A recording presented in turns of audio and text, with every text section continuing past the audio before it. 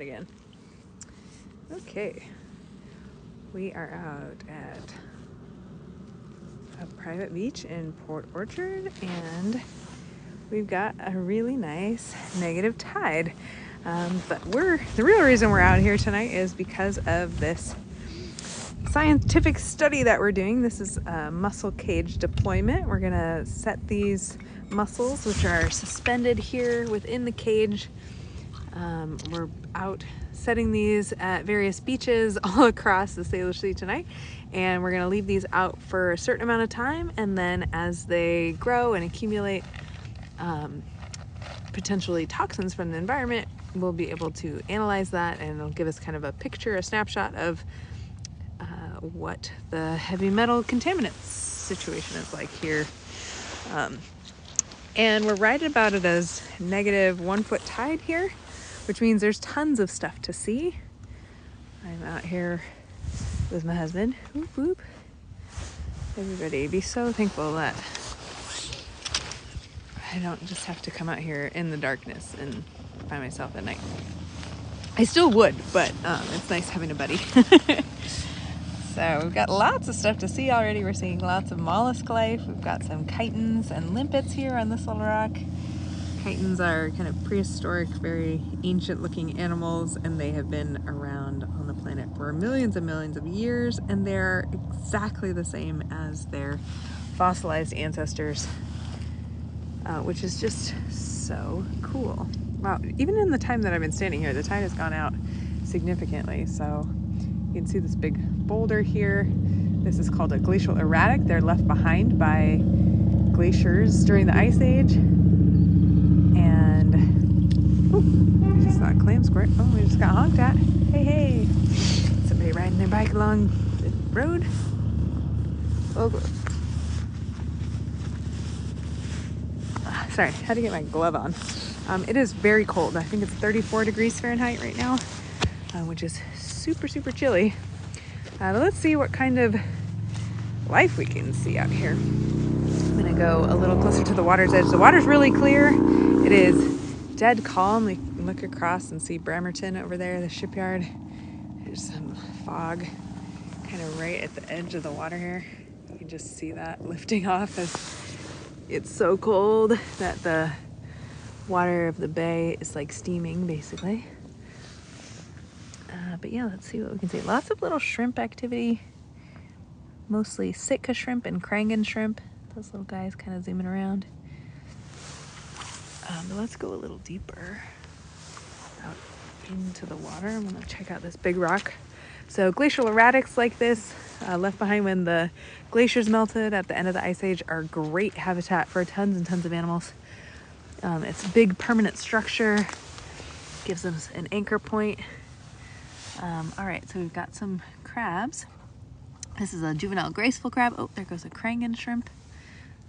There's a bunch of little crabs here, mostly gracefuls. Right here, this hermit crab is called a hairy hermit crab, and I can tell that it's a hairy because it's chosen a shell that is far too small to fit its entire body in. They like to be really fast and kind of nimble.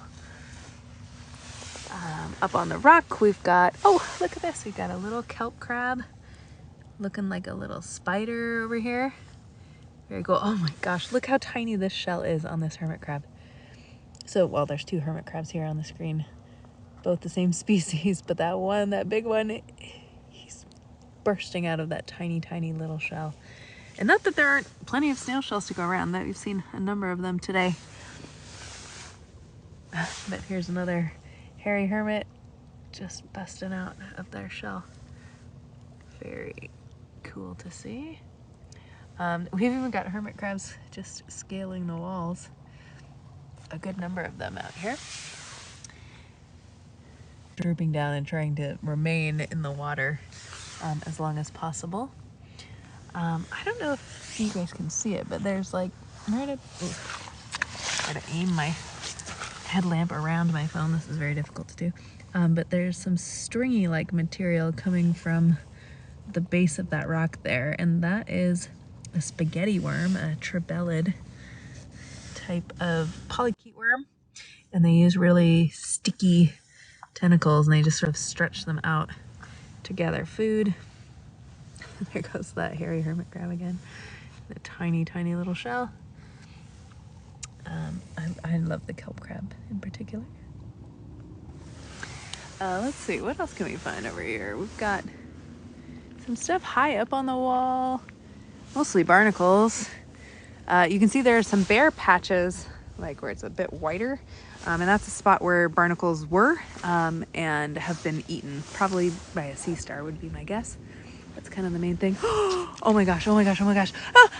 I'm so excited. It's a spiny lumpsucker. It's my most favorite fish in the whole world, and I've never seen one in real life. And Jen, get over here. Okay, somebody screenshot this and send it to me because I'm so excited. Oh my God, look at him. Look at him, he's so perfect. You found one? I found one. Oh, I'm so happy. I'm so happy. This is my most favorite fish. It's called a spiny lumpsucker. And you can see they're not super great swimmers. They don't get very big. They are just amazing animals. Okay, little lumpsucker, don't get eaten by that crab. You're too precious. So cute. There, you are so cute. Come here. This is why we have. Oh, did you catch on to me? You're like, wait, I'm not alone out here. Apologies for the terrible filming quality that is happening right now, but I am far too excited about this. Okay, don't go deeper, little friend. I can only go so deep.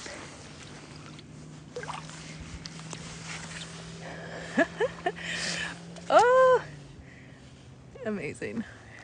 I am delighted by this little puff of a creature. Okay, carry on. Tell your friends to come and hang out with us.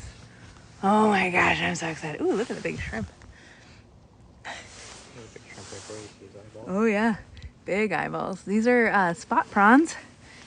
And this is an edible species that oh, there's so many of them. There goes that lumpsucker. Oh, he's so cute.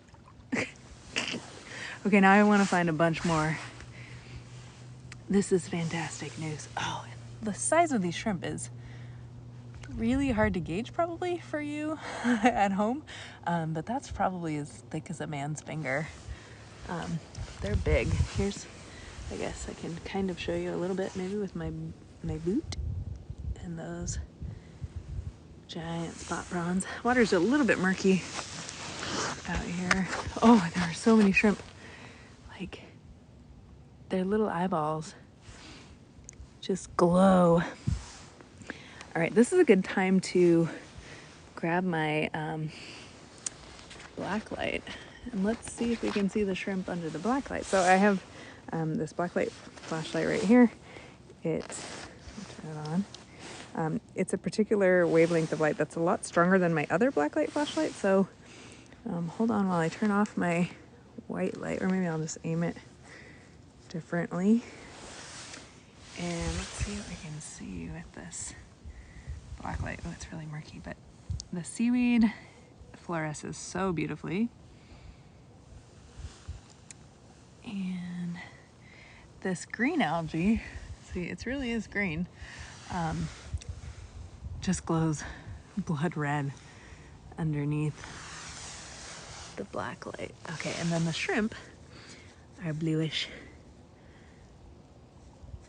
Free dinner. Yeah, I mean, you could eat these. This is an edible species. I would not be surprised if we saw some squid here tonight.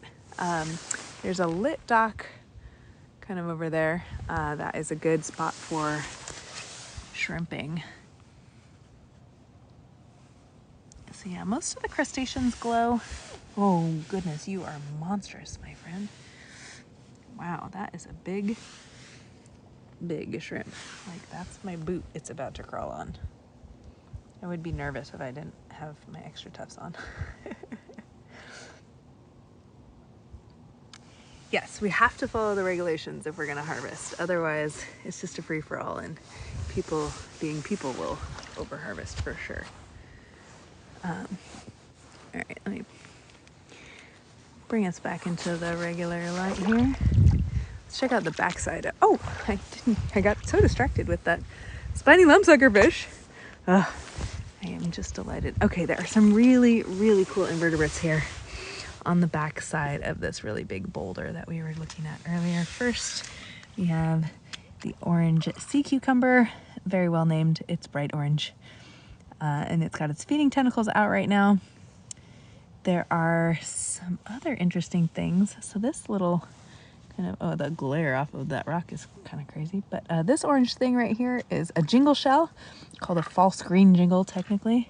I've never seen a non-false jingle. I've never seen a real jingle, I guess, around here. This is the main species that there are. And then there are these slime tube worms. So you can see that little slimy thing right there. Here's one that's got its tentacles out. Oh, I wonder if it glows too, because, oh, it does not glow. Darn it. It kind of has this bluish tinge to it. Oh, can you hear the sea lions? If I'm really quiet, you can hear the sea lions. That's kind of neat. That's pretty neat. How neat is that? I'm still just delighted that I saw a spiny lumpsucker. That is like my all-time favorite fish. It sounds like an insult to call somebody a spiny lumpsucker. You spiny lumpsucker. More of those slime tube worms.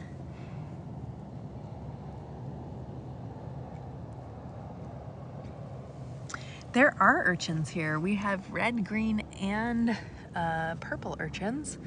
The one I see most commonly here in the South Puget Sound is going to be the green urchin, and I mostly see them on docks.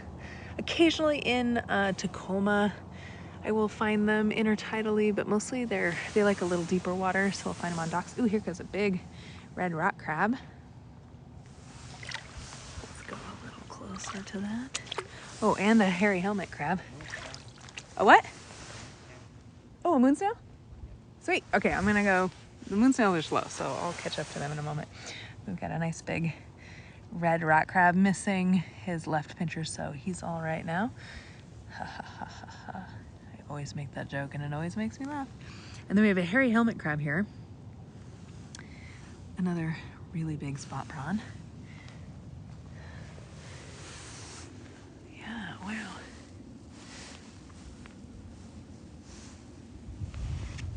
So cool. Oh, here's a kelp crab. This one's just coming out of its juvenile size. They glue little bits of seaweed to their head to disguise their carapace and their general body shape. Here's another one. Let's see if this little one also has seaweed ornamentation. Nope. Another graceful shore crab, or just a graceful crab. Another hairy helmet crab. All right, and you said you got a moon snail over there? No nudibranchs yet, although a large rock like this would be a great place to look. So again, beautiful feeding tentacles of that orange sea cucumber. You got hairy hermit crabs everywhere. So many of them.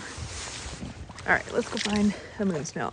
It's so hard to walk because I have to find kind of rocks that I can step on and not squish creatures, because as you can see, there are creatures literally everywhere. So apologies for the very unsteady cam as I walk along and try not to crush things.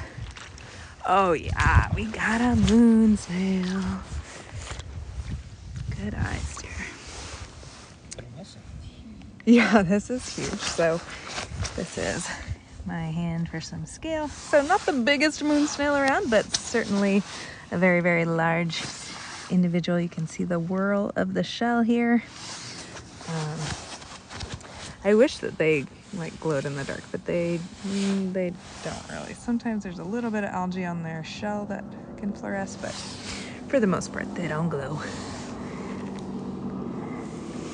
Let's see, what else is there to see? If there's moon snails, that means there's clams, so I do have to be a little bit careful because I'll get squirted. But let's walk out in the water. Let's go find some more lumpsuckers. TikTok, don't ban me for that. That is a legitimate animal's name, Spiny Lumpsucker. There are lots of hairy helmet crabs out here. This is a a species of crab that I didn't really see a ton of up until sea star wasting really kind of decimated the sunflower sea star population. And this crab kind of helps fill that role of scavenger, predator extraordinaire in the intertidal zone.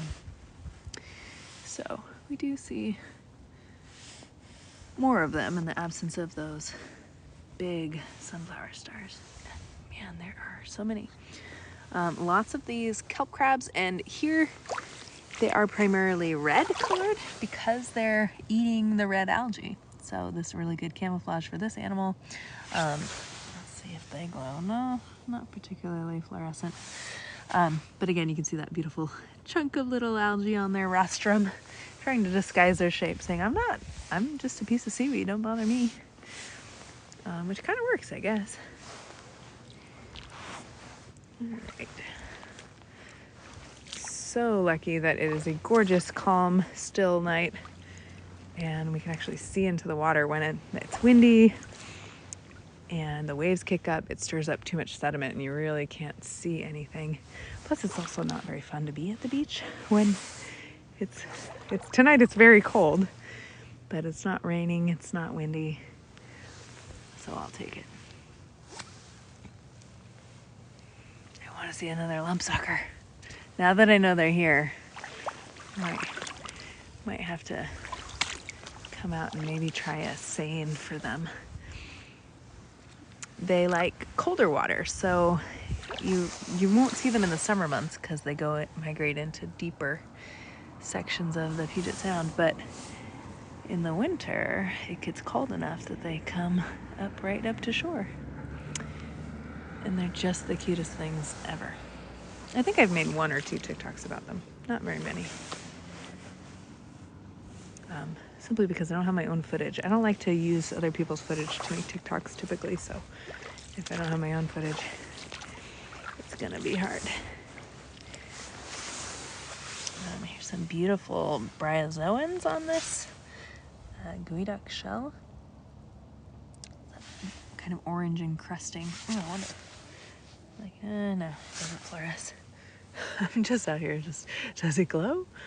I don't know, let's find out. Does it glow?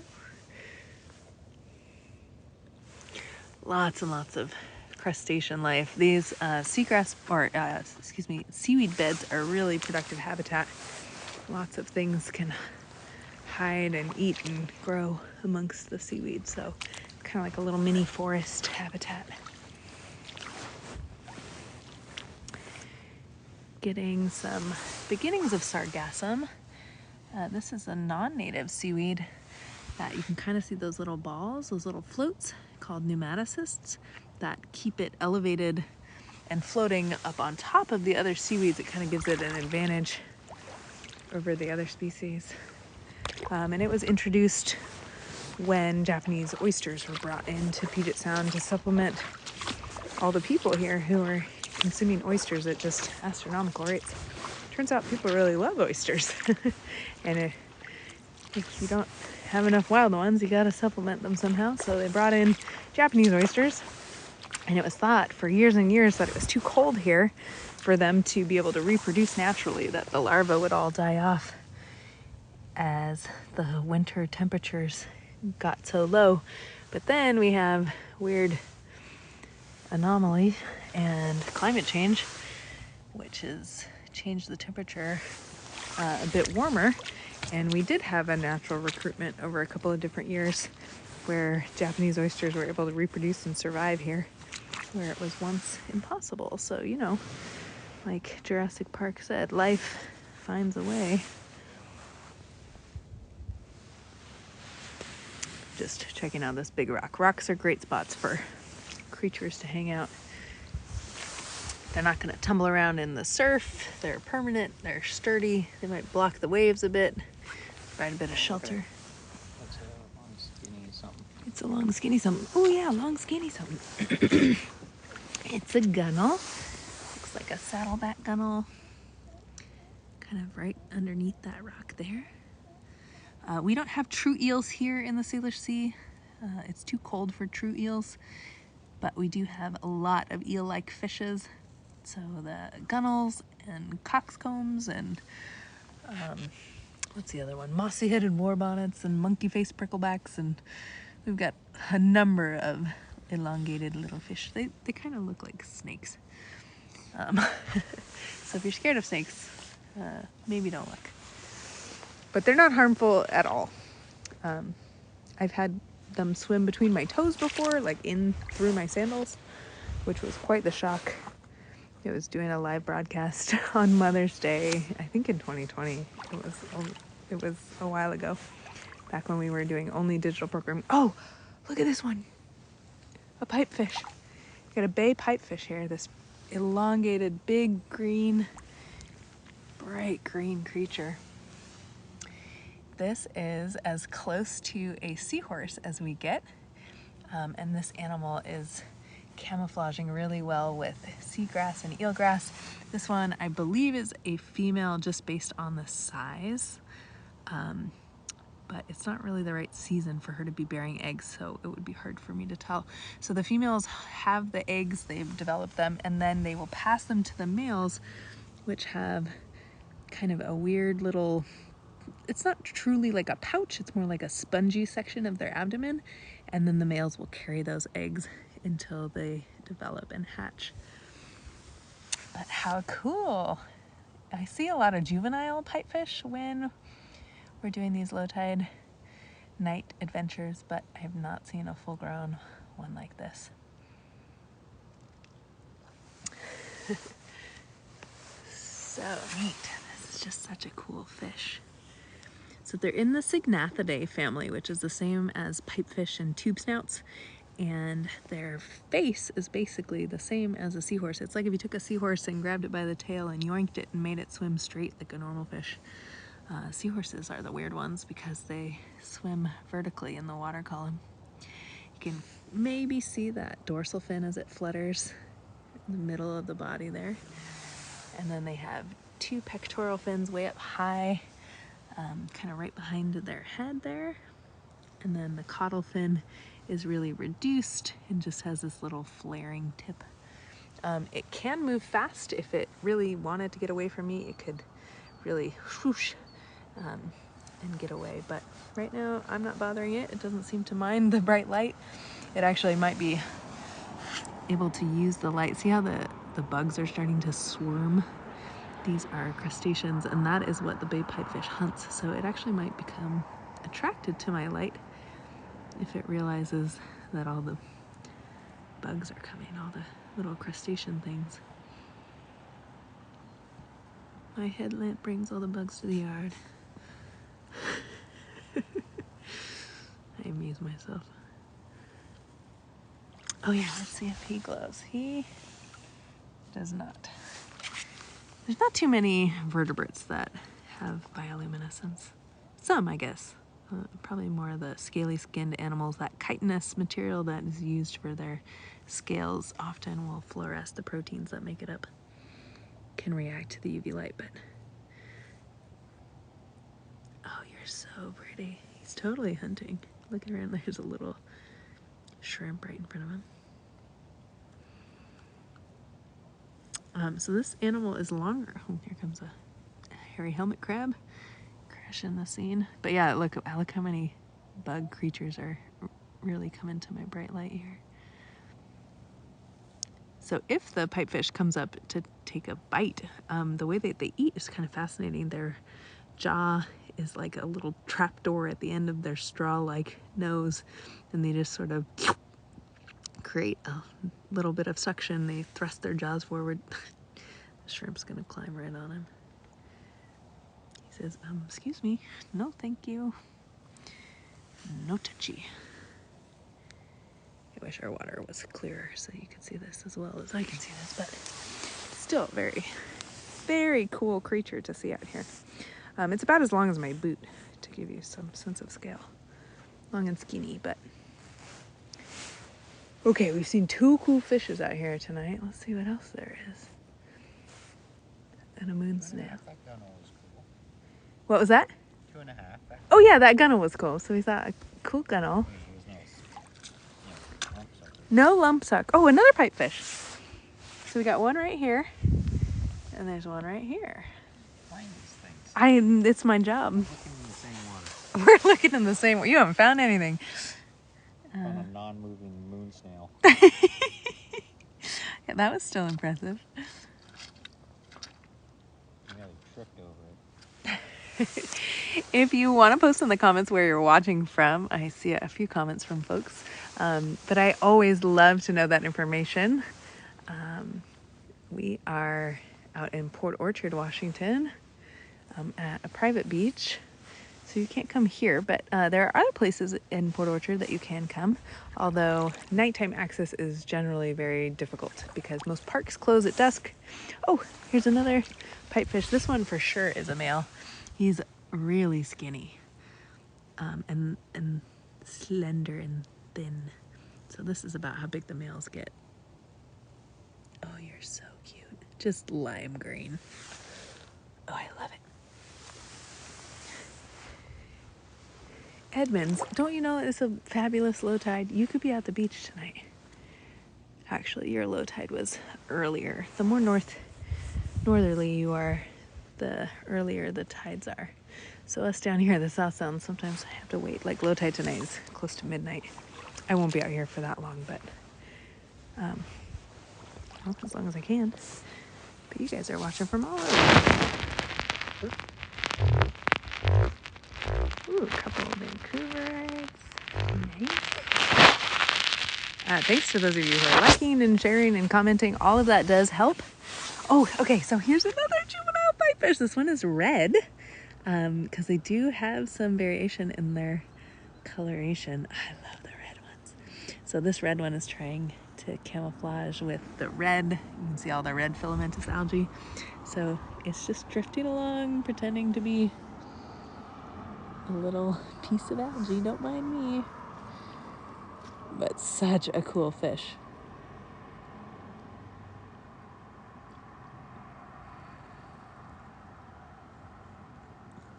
I would encourage all of you, if you're not following us already on our other social media channels, we've got Instagram, we've got YouTube, we've got Facebook, to do that. You'll get more updated information about local events and programs that we're doing. Almost all of our programs are free and open to everybody. We do have a couple of programs like summer camp we charge for just because it's so labor intensive, but we do scholarships for that, and we have school programs that are free. So if you're local and you want to take advantage of that, we also do virtual school field trips. So if you're not at a place where you can get to the beach easily, we can bring the beach to you. I've pre-recorded a bunch of beach walks from all around, from like 2020 and on, and we make those available. So if you want your class to hang out with me, we can make that happen too. And I should mention that we are a nonprofit. We're a 501c3 organization, so any donations that you make to our either through TikTok, or if you want to make a larger donation via Venmo or PayPal or on our website, harborwildwatch.org, those are tax deductible. And you help support environmental education, inspiring stewardship for this place. Okay, here's a cool creature. It doesn't look like much, but there's an anemone here. That is a stubby rose anemone. Let's see if it goes. Oh yeah, you get a little bit of fluorescence here. It's kind of blue. And then it's pink in the white light, which is cool. I love stubby rose anemones. Unfortunately, it's all closed up right now, so it doesn't look very beautiful. But when the tide is out and they're open, they're gorgeous. So pretty. What are you seeing? Oh, you got an open plumose anemone. They're not quite as pretty. Oh, another gunnel. He saw me and hid. But the plumose anemones, this species is the tallest species of anemone in the world. They get, oh, okay, this is really cool. That shrimp, that little green Sitka shrimp right there, on its right side has a parasitic crustacean that's a blood-sucking parasite. And so you can kind of see that little opaque lump off to one side. The parasite doesn't kill the shrimp or anything. No good parasite kills their host. So they can live with those parasites for years and years and years. It's not ideal for the shrimp. I'm sure it's very uncomfortable and itchy, but it doesn't generally weaken them to the point of death. Because a lot of those... Oh, here's a stubby rose anemone that's out. Oh, they're so pretty. So the rose obviously comes from that beautiful red rose color. And stubby, because this is as long as those tentacles get, about an inch or so.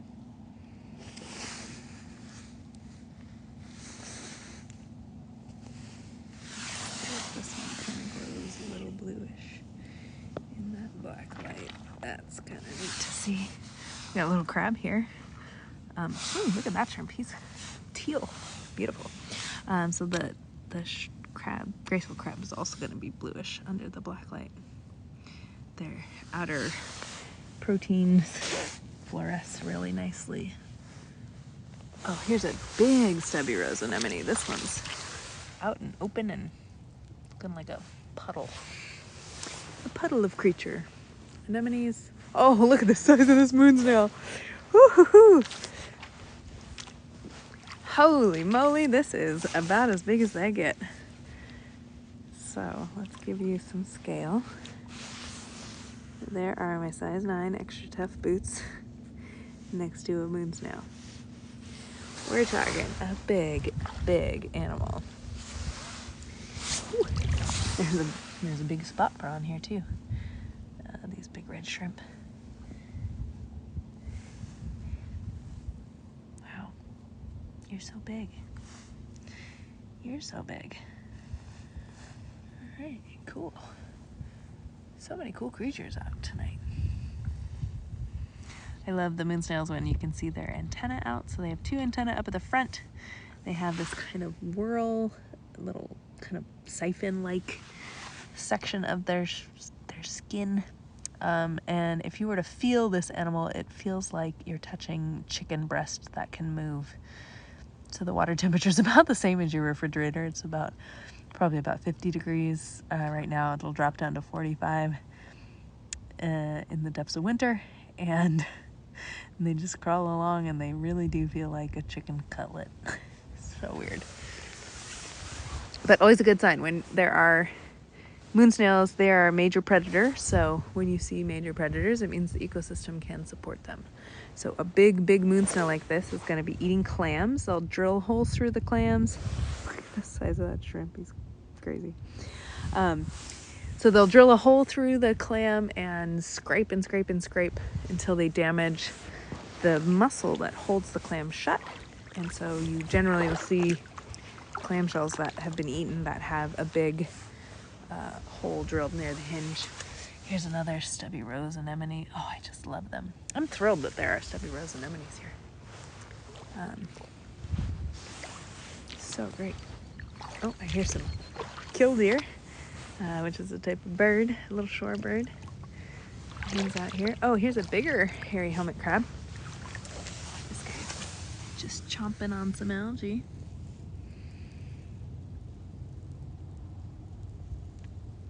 You can see those little bristles along their hairs. And under the black light, they really, really glow.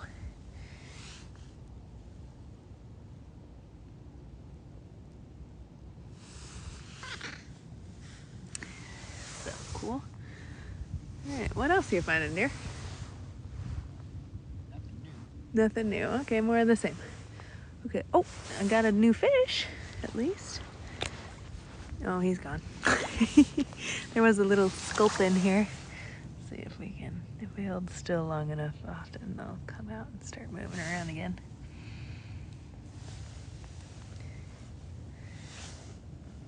So many shrimp. I feel like the shrimp are definitely more prevalent in the winter months. Maybe in the summer they move deeper too. Here's another one of those slime tube worms. That kind of bluish tube worm there. Really pretty. I wish that they glowed in the black light, but they don't. The algae does though. So that red algae really fluoresces beautiful orange color. The green sea lettuce is gonna glow bright blood red. is so cool.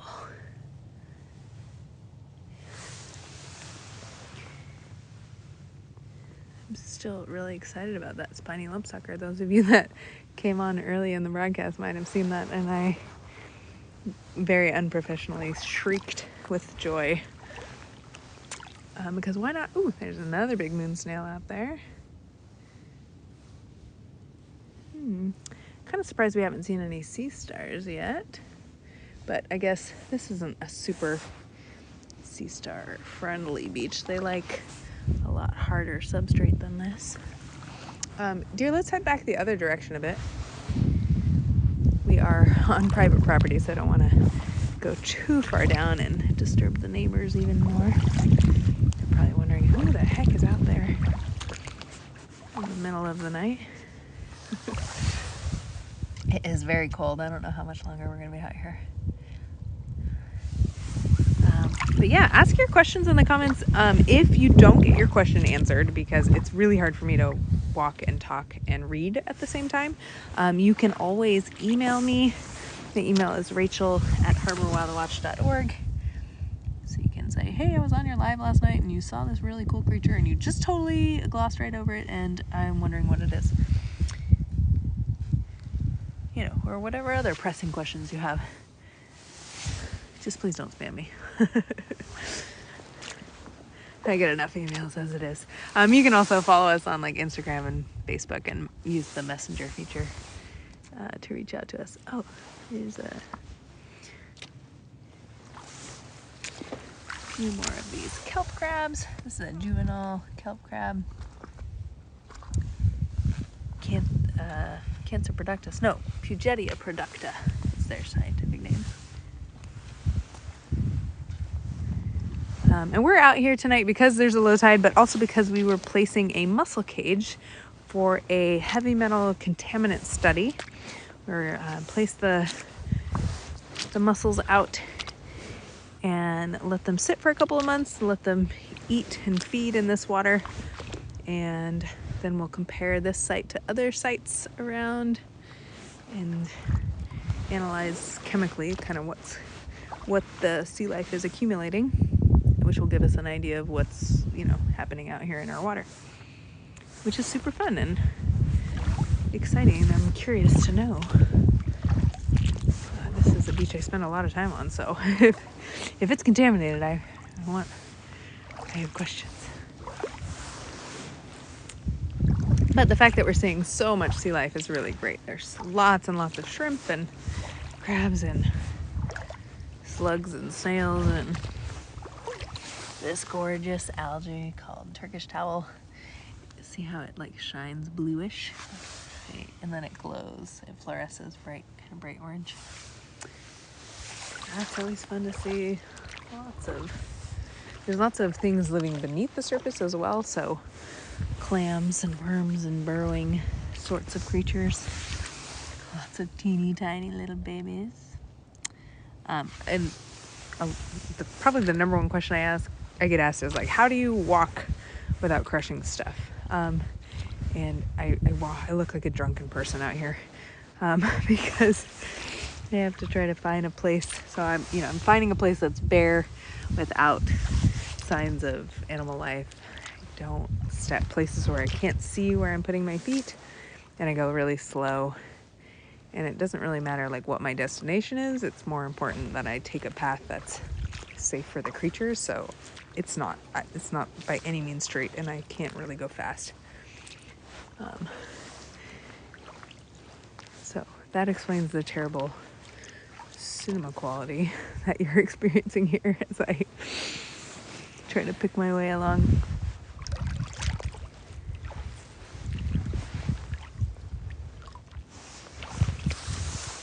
It doesn't show up really well on camera, but this beautiful pink algae is just so gorgeous. And underneath the black light, look at that.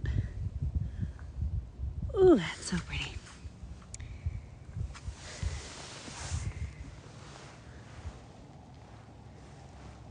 Ooh, there's some rocks over there. Okay, let's go check out rocks. Rocks are a great place. A lot of animals are attracted to rocks for their stability. Oh, there's a big fish. This looks like a Pacific staghorn sculpin, kind of right next to that cockle shell. It's got big pectoral fins that are like wings. Oh, and he's hiding under the shell. Aren't you so cute, my friend? We can see you.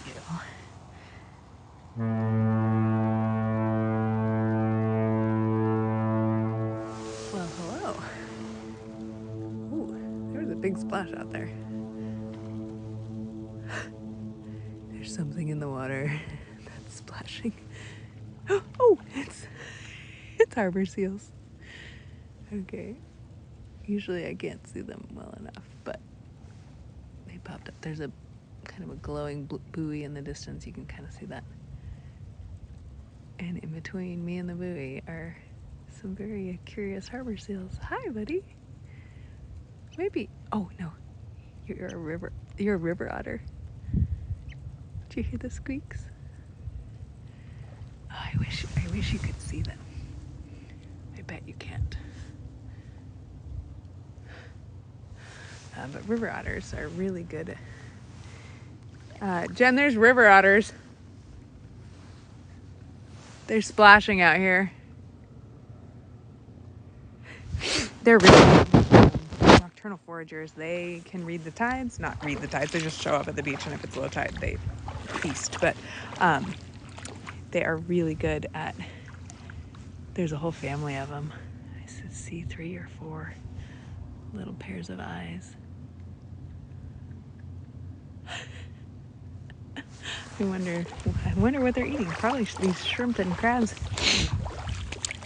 Oh, it's so cold. It's making my nose run. Ooh. Sorry, you're gonna get a whole lot of me sniffing now. Here's more. There's a different species of filamentous red. Under the black UV light, just glows. So pretty. Okay, so in the distance, that big bright white light going by is the ferry. And then just about halfway between that buoy and me are otters. They're chirping to each other. Kind of little squeaky calls. And that's adorable. I love it.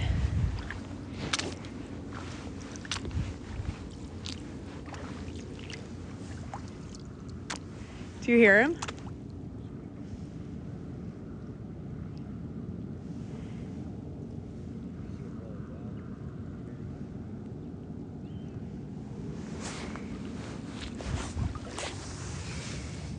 Oh, here's a cool fish that is doing an excellent job of camouflaging. So it's right next to that red algae there. The front half of its head is white and it has dark bands. Oh, excuse me. That is the sound of, hey, the ferry is coming through.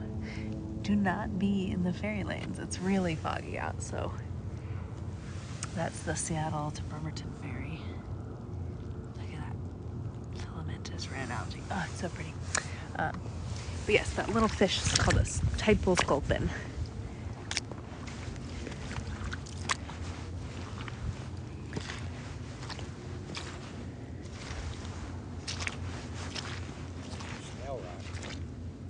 Oh yeah, where's my snorgy? It's up there. It was higher. We were down here earlier placing a mussel cage and noticed a couple of rocks that were just absolutely covered in frilled dogwinkle snails in this big aggregation, big mating cluster of them. Let's see if we can find them again. Where's my snorgy? There it is.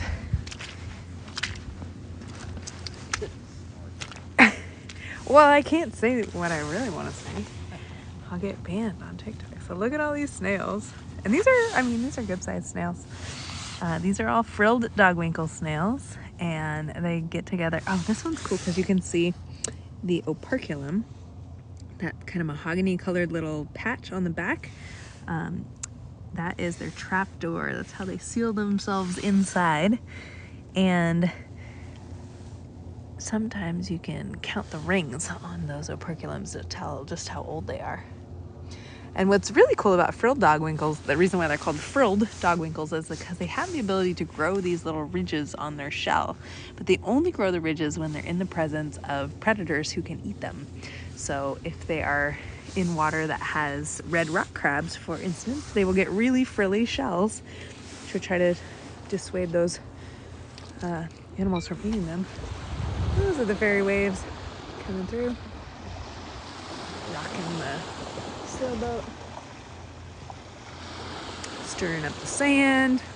All right, I'm glad we saw those fish when we did, because now it's going to be murky for the next hour. But here's our mussel cage study that we're doing. So we anchored in this cage, and we've got these hanging bags of mussels inside there, and they'll get to live for a few weeks, and then they will get analyzed in a laboratory to figure out what kind of heavy metals there are in that in this water. So being filter feeders, they're going to take in water as well as the plankton that's in the water and consume that. And so we place them out and then we analyze them later. And it's kind of cool because it'll teach us a lot about the shore. All right. Well, I'm frozen. Are you frozen? Let's go in. We're cold. We're cold. I gotta work tomorrow morning. I mean, I'm working now, but when your life is ruled by the tides, you just kind of gotta roll with it. Ooh, there's a heron. It's a little weird when you can identify animals just by the sound that they make and not by by seeing them.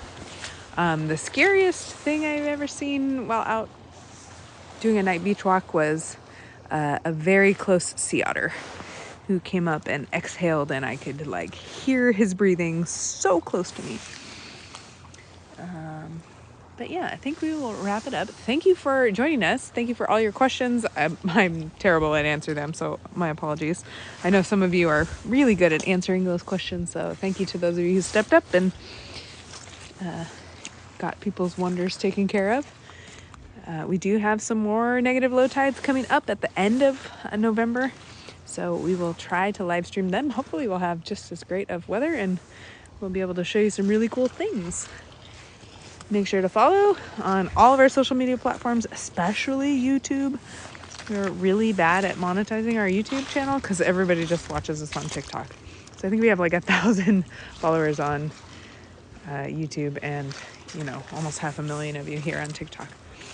I like TikTok more, but, there's only so much money to be made here for a nonprofit like us, and YouTube would be a much steadier income stream. Here's a beautiful orange version of that frilled dogwinkle snail, as well as a little short crab. Short crabs are great because they glow green under the black light. Oh, I didn't even notice that one right immediately next to it. I saw this one, but not that one until I put the black light on it. So cool. All right, friends. Well, we're going to sign off. We'll see you again soon. Thank you for all your likes and shares and comments. I appreciate all of you. And there I am, proof that it was me out here. The face behind the voice of the sea creatures. Thanks for hanging out. We'll see you again soon.